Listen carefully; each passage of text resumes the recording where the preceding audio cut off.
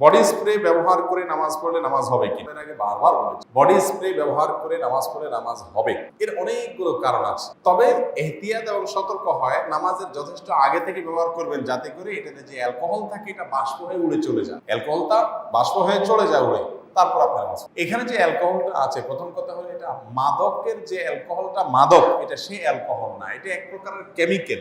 Just ওই জিনিসটাকে usable করার জন্য ইউজ করা হয়। এটা পান করা যায় না, এটা সেই মাদক না, এটা সেই অ্যালকোহল না যেটা কি মাদক। অ্যালকোহল মাত্রই যে সব মাদক তা কিন্তু না।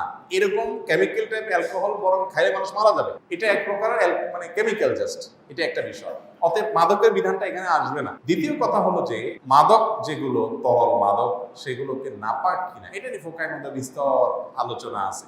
সাহাবায়ে কেরাম যখন মদ হারাম করা হয়েছে, মদের ভাড় রাস্তায় ফেলে দিয়েছেন, তাহলে কি নাপাক মুসলমানদের রাস্তায় নাপাক ভরাই দিচ্ছেন ওনারা? চলাফেরা করতে মানুষের পেশাব পায়খানা রাস্তায় ফেলার মতো হয়ে গেল না জিনিসটা? এটা একটা মত, এর সপক্ষে যুক্তি। আবার ওলামায়ে কেরাম মদ হারাম হওয়ার সপক্ষে অনেক দলিল। কিন্তু আপনার সবচেয়ে বড় কথা হলো যেটা প্রথমে বললাম যে নাপাক হওয়ার ব্যাপারে অনেক ওলামায়ে কেরাম যুক্তি দিয়েছেন। অনেকে বলেছেন যে হারাম, কিন্তু তাই বলে ওটা ধরলে যে নাপাক হয়ে যাবে সেরকম না। তো প্রথম যেটা বলছি ওটা হলো মূল পয়েন্ট, যে আসলে এটা এমন অ্যালকোহল যেটা মাদক না, এটা এক প্রকারের কেমিক্যাল, যার কারণে বাষ্প হয়ে উড়ে যায়। আল্লাহ তাআলা আমাদেরকে বুঝালো না।